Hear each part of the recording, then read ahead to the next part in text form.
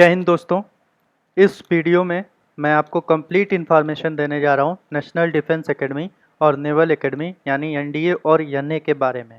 ठीक है, इस वीडियो में हम डिस्कस करेंगे इस फॉर्म को अप्लाई करने के लिए क्या एलिजिबिलिटी क्राइटेरिया है, हमारे पास क्या क्वालिफ़िकेशन होनी चाहिए और साथ ही साथ इसके एग्ज़ाम पैटर्न के बारे में भी हम इस वीडियो में जानेंगे। इस वीडियो में मैं ये भी डिस्कस करूँगा कि आप किन टॉपिक्स को पढ़ करके इस एग्ज़ाम को आसानी से क्लियर कर सकते हो। ठीक है, और लास्ट में मैं आपको बुक्स के बारे में बताऊंगा कि इन बुक्स को आप पढ़ लो और आसानी से आपका ये पूरा का पूरा एग्ज़ाम क्लियर हो गया। ठीक है, इसलिए यदि आप एनडीए या एनए का फॉर्म डालना चाहते हैं या आप इस एंट्री के लिए इच्छुक हैं तो आप इस वीडियो को लास्ट तक ज़रूर देखें। ठीक है, तो आगे बढ़ने से पहले मैं आपसे एक रिक्वेस्ट करना चाहूँगा, इस चैनल को सब्सक्राइब कर दीजिए और इस वीडियो को लाइक कर दीजिए। अब टाइम वेस्ट ना करते हुए हम सीधा अपने टॉपिक पे आते हैं। तो सबसे पहले ये जानते हैं कि नेशनल डिफेंस एकेडमी है क्या। तो नेशनल डिफेंस एकेडमी भारत सरकार द्वारा चलाया जाने वाला एक इंस्टीट्यूट है जिसमें डिफेंस फोर्सेस को ट्रेनिंग दी जाती है। मतलब इंडियन आर्मी, इंडियन नेवी और इंडियन एयर फोर्स के कैंडिडेट्स को ट्रेनिंग दी जाती है। ये एक ऐसी एंट्री है जिससे आप डायरेक्टली इंडियन आर्मी, नेवी या एयर फोर्स तीनों में से किसी भी सेना में आप अधिकारी के तौर पर भर्ती हो सकते हो और आपकी पोस्टिंग लेफ्टिनेंट के तौर पर की जाएगी। ठीक है, अब जानते हैं एलिजिबिलिटी क्राइटेरिया के बारे में। एलिजिबिलिटी क्राइटेरिया यानी आपके पास ये योग्यता है कि नहीं है कि आप इस फॉर्म को भर सकते हो या नहीं भर सकते हो। ये सारी चीज़ें हम एलिजिबिलिटी के सेक्शन में डिस्कस करने वाले हैं। सबसे पहले जानते हैं नेशनैलिटी, मतलब नागरिकता। तो नागरिकता, आप एक भारत के नागरिक होने चाहिए, आप इस फॉर्म को अप्लाई कर सकते हैं। यदि आप नेपाल या भूटान से हैं और आपके पास भारत सरकार द्वारा एलिजिबिलिटी सर्टिफिकेट है तो भी आप इस फॉर्म को अप्लाई कर सकते हैं, आपकी भर्ती गोरखा रेजिमेंट में कर दी जाएगी। ठीक है, यदि आप तिब्बत के शरणार्थी हैं जो कि परमानेंटली भारत में सेटल हो गए हैं पर आपके आने की डेट, मतलब सेटलमेंट की डेट जो हो वो 1962 के पहले की हो, मतलब आप 1 जनवरी 1962 से पहले भारत में परमानेंटली शिफ्ट हो गए हों तो भी आप इस फॉर्म को अप्लाई कर सकते हैं। अब देखते हैं क्या क्वालिफिकेशन है इस फॉर्म को भरने के लिए। तो कैंडिडेट जो हो या तो वो क्लास 12th में पढ़ रहा हो या तो उस 12th क्लास को पास कर चुका हो, तो वो दोनों केसेस में इस फॉर्म को अप्लाई कर सकता है। इसीलिए मैंने लिखा है कैंडिडेट अपियरिंग और passed 10+2 from any recognised institute of India is applicable for this entry. ठीक है, अब देखते हैं जो कि एज एंड मार्शियल स्टेटस। तो यहाँ से सबसे ज़्यादा पूछा जाने वाला क्वेश्चन है, क्या इस एंट्री में फीमेल्स भी जा सकती हैं, क्या फीमेल्स भी नेशनल डिफेंस एकेडमी के लिए अप्लाई कर सकती हैं। तो नहीं, ये केवल मेल की एंट्री है, मतलब इसमें केवल मेल ही अप्लाई कर सकते हैं। ठीक है, अब देखिए एज जब आप इस फॉर्म को अप्लाई कर रहे हो तो आपकी मिनिमम एज 16.5 यानी 16.5 साल होनी चाहिए और आपकी मैक्सिमम एज 19.5 साल की होनी चाहिए। मार्शियल स्टेटस आपका अनमैरिड होना चाहिए, मतलब जो कैंडिडेट अप्लाई कर रहे हैं वो अविवाहित होने चाहिए। ठीक है, अब देखिए कुछ इंपॉर्टेंट डेट्स के बारे में हम डिस्कस कर लेते हैं। तो इम्पॉर्टेंट डेट्स से रिलेटेड एक चीज़ मैं आपको बता दूं कि एनडीए का एग्ज़ाम हर साल 2 बार होता है। एक दिसंबर के समय में होता है, एप्लीकेशन फॉर्म स्टार्ट होता है, और 1 जून में एप्लीकेशन फॉर्म स्टार्ट होता है। तो विंटर शिफ्ट का एप्लीकेशन फॉर्म जो होता है वो 20 दिसंबर से 20 जनवरी के बीच में कभी भी आ सकता है। मतलब अगर मैंने यहाँ 20 दिसंबर लिखा है तो मतलब आप मान के चलो 25-26 तक ये फॉर्म आ जाएगा और इसकी लास्ट डेट 20 या 19 जनवरी रहेगी। मतलब ये वेरी भी कर सकता है, बदल भी सकता है। ठीक है, इसी तरीके से समर यानी गर्मी में आप 1 जून से लेकर के 10 जून तक ये फॉर्म इस बीच में कभी भी आ सकता है और इसकी लास्ट डेट 1 जुलाई तक हो सकती है और ये कंडीशन या नोटिफिकेशन के अनुसार वेरी भी कर सकती है, बदल भी सकती है। ठीक है, अब हम डिस्कस करते हैं एग्जाम पैटर्न के बारे में। तो देखिए एनडीए का एग्जाम 2 पैटर्न में होता है, 2 फेजेस में होता है। सबसे पहले फेज 1 होता है जिसमें रिटन एग्जाम होता है। रिटन एग्जाम में आपकी बेसिक अंडरस्टैंडिंग को टेस्ट किया जाता है। उसके बाद फेज़ 2 होता है जिसमें एसएसबी इंटरव्यू होता है, सर्विस सिलेक्शन बोर्ड का इंटरव्यू होता है। ये 5 डेज का इंटरव्यू होता है और इसमें डायरेक्टली आपको सेंटर अलॉट किए जाते हैं, वहाँ पर रिपोर्ट करना होता है और वहाँ पर आपका अधिकारियों द्वारा इंटरव्यू लिया जाता है।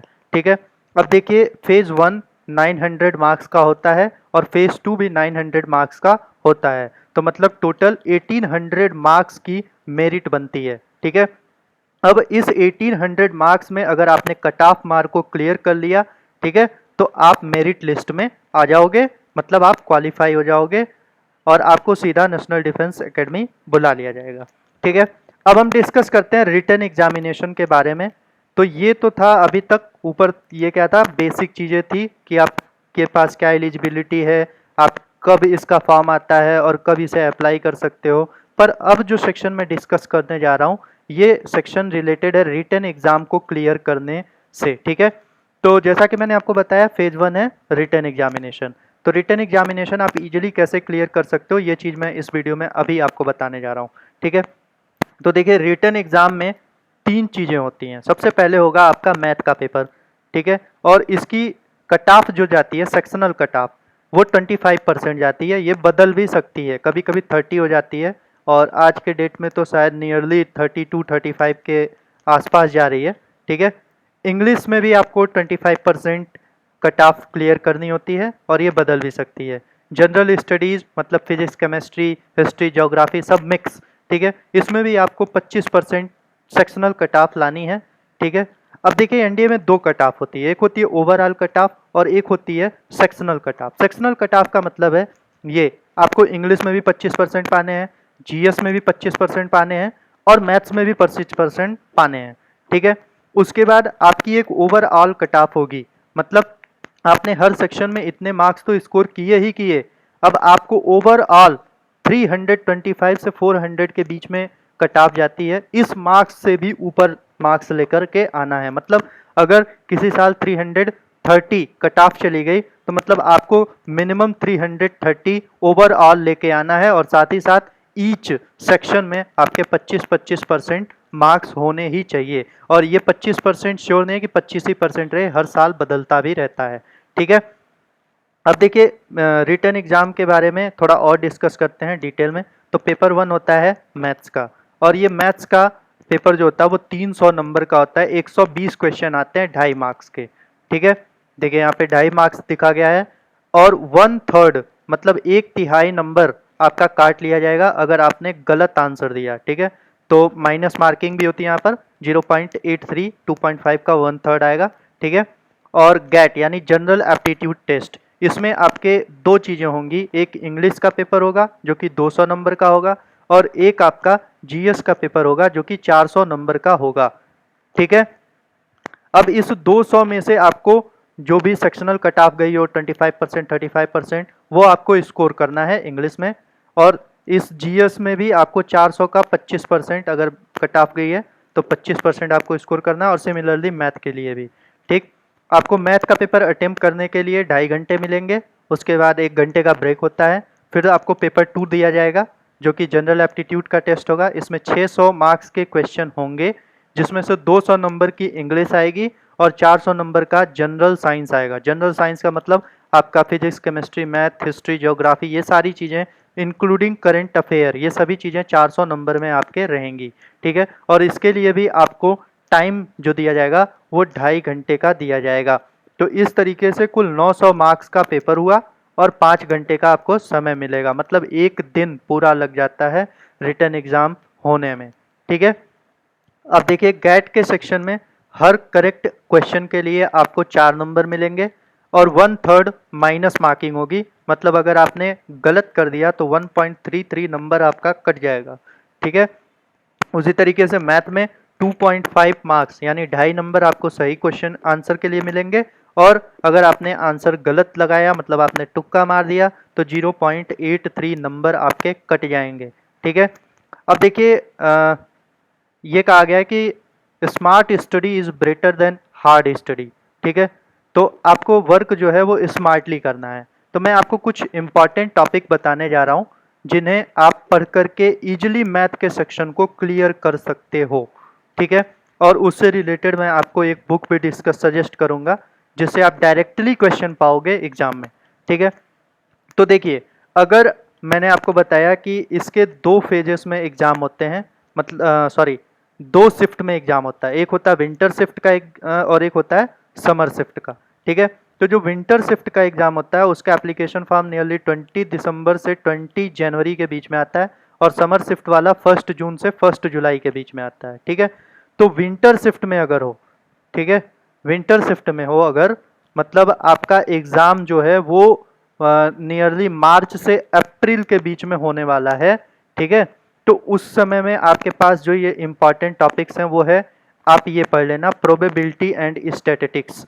ये टॉपिक आपके लिए उस समय हेल्पफुल होगा, और उस समय आपके पास यहाँ से 20 क्वेश्चन आ सकते हैं, 15 से 20 के बीच में आ सकते हैं।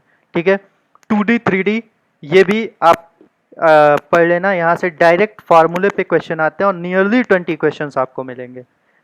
कॉम्प्लेक्स नंबर ये बहुत आसान सा टॉपिक है और इससे डायरेक्टली फार्मूले पे 4 क्वेश्चन आ जाते हैं, इन्हें भी आप एक बार देख लेना।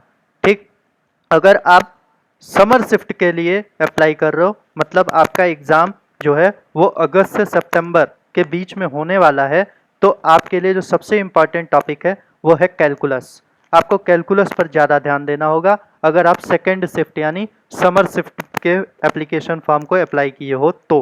ठीक है, तब यहाँ पे आपको 20 से 30 क्वेश्चन मिलेंगे और प्रोबेबिलिटी से 15 क्वेश्चन मिलेंगे।